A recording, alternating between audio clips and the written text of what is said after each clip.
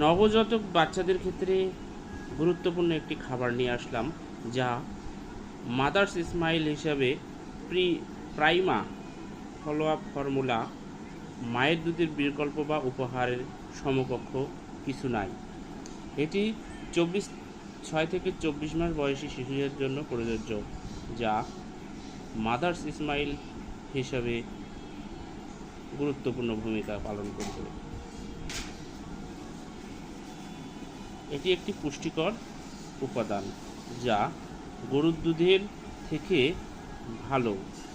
এটি খেলে বাচ্চার বদহজম, পেট ফাঁপা হবে না, বাচ্চার কোনো সমস্যা হবে না।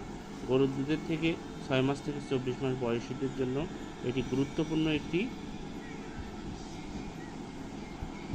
দুধ, যা প্যাকেটে বা কৌটায় পাওয়া যায়। এটি একটি কৌটায় প্রস্তুত করা হয়েছে। শিশুর স্বাস্থ্য ঝুঁকি ও হ্রাসকরণের উদ্দেশ্য মাতৃদুগ্ধ ও গুঁড়া ও প্রক্রিয়াজাত। এটি একটি গুঁড়া প্রস্তুতকারক দুধ।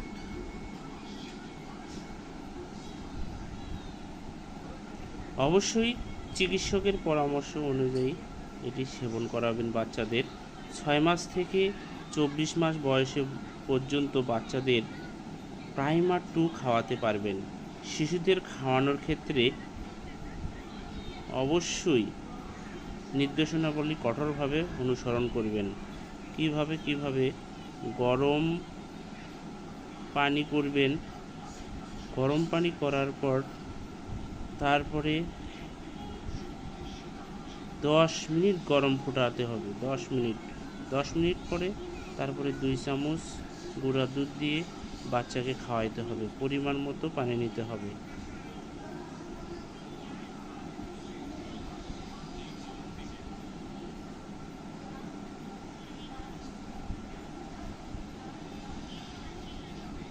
বোতল এবং দুধ বানানোর সরঞ্জাম ভালোভাবে ধুয়ে নিন এবং কমপক্ষে 10 মিনিট গরমে পানিতে ফুটান।